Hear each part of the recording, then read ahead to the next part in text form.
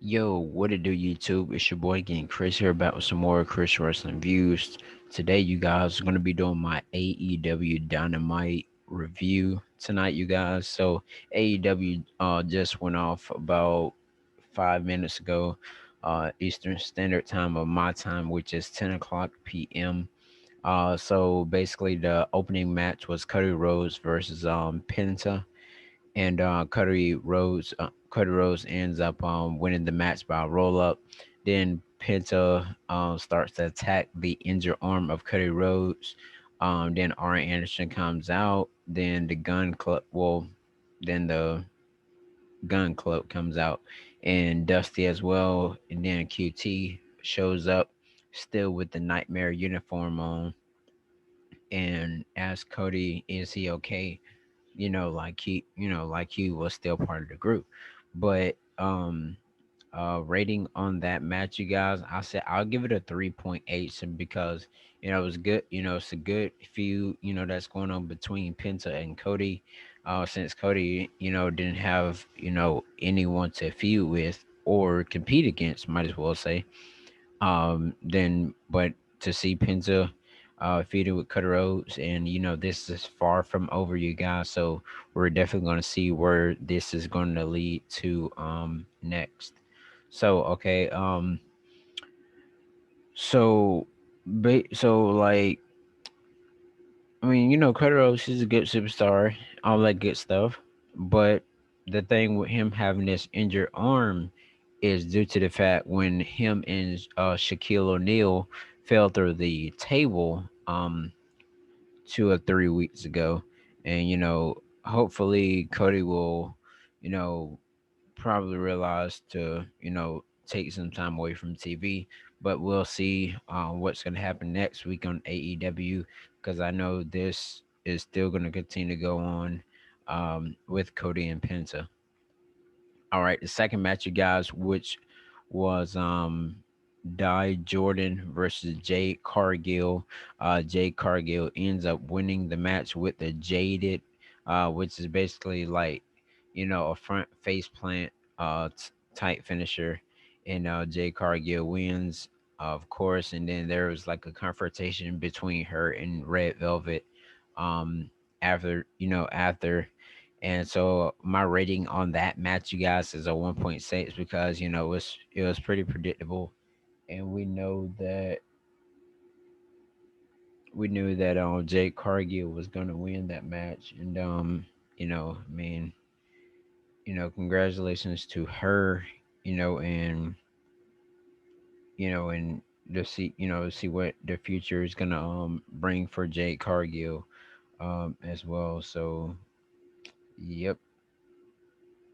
Let's go into the next match you got. Well, let's go into the next in-ring promo thing, which was MJF, Warlord, Tully Blanchard, Sean Spears, um, and the AEW Tag Team Champions, the greatest tag team in professional wrestling today.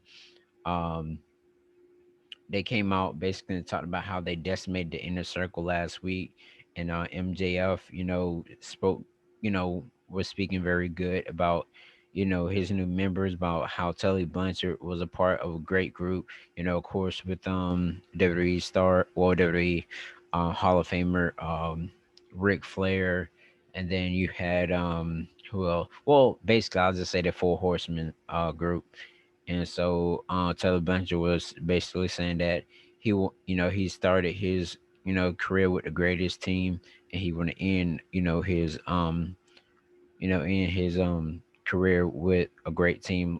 Of course, with MJF, Warlord, and Sean Spears, and uh AEW Tag Team Champions, FTR. So after then, you guys, there was a third match that came about, which was Matt Hardy, Private Party, and Butcher and the Blade versus Big Money Matt Hardy and Private Party, along with along with versus, excuse me, versus Jurassic Park, which of course with Luchasaurus, Marco, in the bear in Berry Country. Um, Private Party hits the Gin and Juice finisher. Hardy gets tagged in and hits a twist of fate on Marco to pick up the win. I have to get this match right here 3.6 because you have the one half of the greatest tag team wrestlers out here, Matt Hardy. Then you got Private Party. They are seeming like they're a pretty great team. Butcher and Blade, I don't really know what to say about them. And Jurassic Park, really can't say nothing about them or Bear Country, but we'll see what these gentlemen have, to do. But like I said, that was a pretty okay match. Could have been better, but it is what it is. All right, so that was a backstage thing where Eddie Kingston and John Moxley were talking about disliking the Good Brothers, and Eddie Kingston says this isn't Impact Wrestling, this is not New Japan, and say he will see the Good Brothers in their tag team match later on.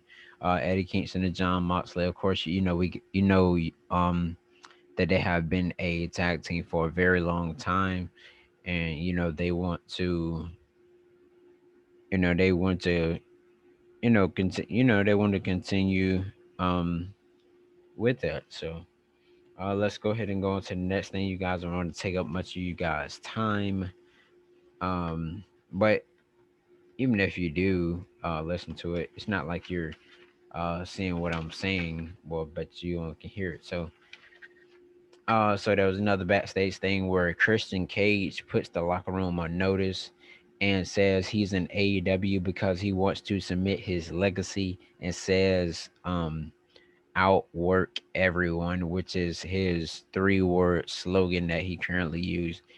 And he said he's gonna see Kenny Omega somewhere down. He's gonna see Kenny Omega somewhere down the line, and if he still has the title, face him for the AEW World Title. But we got to see who's um who's Kenny Omega next challenger will be. Would it be John Moxley again? I mean, who knows? All right, fourth match, you guys, which was John Moxley and Eddie Kingston. Of course, as I said before, versus Doc Gallows and Carl Anderson, uh, team of the Good Brothers. Eddie was attacked by the Good Brothers. Magic Killer was hit. Moxley, Carl throws Kingston in the ring to start the match. Gallows attacks Moxley. Kenny Omega and Don Callis also comes out there, you guys. But long story short, you guys, John Moxley and Eddie Kingston basically picked up the victory. I have to give that 4.3 because John Moxley, of course he's injured, and also um, Eddie Kingston, he's somewhat injured, but it is what it is. And then they put the chair on Eddie Kingston's leg, and when Eddie Kingston was trying to get up, they had already had his leg in the chair, and then they stepped on it. But then again, they put the chair on John Moxley's neck, and they tried to go stunt for it. But um to save the day, the Young Bucks came out, and part with Kenny Omega, the Good Brothers, and Matt and Nick Jackson. um it wasn't, they kind of basically stopped it. And yeah, I mean, it was a pretty okay after the match type thing. But let's roll on, you guys. Tony Schiavone talks about Sting and Darby Allin match that they did at Revolution. Sting comes out, then Darby comes out. Jake the Snake Robert comes out, of course, with his guy um um Lance Archer, and told him, they can't play with fire and all that stuff or whatever. And then after then, you guys, Team Taz comes out. Brian Cage says he doesn't care what Ricky Stark says, in that with or without his back, Sting is still the icon. And so there was a possible face turn for Brian Cage, because the way how things have been going, with Taz, trying to keep his little group going. So maybe maybe with Brian Cage, maybe send him in a different direction will sound like a great thing. That I would say the least. And then so the fifth match we had, you guys, which was Ray Phoenix versus Angelico. Have get a match at 3.1. Phoenix ended up winning that with a clean win using his finisher that he does. But it was all good though, you guys. Can't really can't really say that it was a good match. It was an okay match. Then the main event of the evening, you guys. This was my rating of a 5, which was Thunder Rosa versus Dr. Britt Baker, a falls count anywhere match. Thunder Rosa ends up winning. They use chairs and ladders, and Dr. Britt Baker gets a bag from Rebel as Britt Baker has the glove onto her hand and pours out the tacks all over the ground. Rebel ends up falling through the table. Thunder Rosa hits the Thunder Driver through the table on Britt Baker to pick up the victory. I mean, you guys, it was like chaos all through that, but you know that that's is what it is. But I really did 1 out of 10 stars, you guys. A rating for AEW, I have to give it a 7.8 simply because some of the matches were okay, some of them were not. Could have been better, but we'll definitely see how AEW or NXT is gonna go next week. Even though there are some matches that have been announced, of course, you guys. And so I really do appreciate you all for listening to Chris Wrestling Views. Also tomorrow, you guys, make sure you listen to my prediction video. That it will be dropping tomorrow night.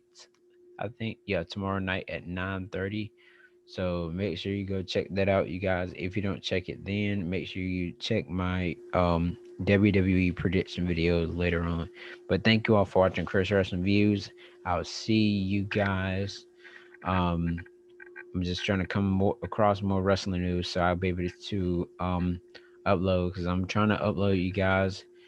Um, but like I said, make sure you like, comment, subscribe, and leave comments down below if anything would ask, tell, or anything.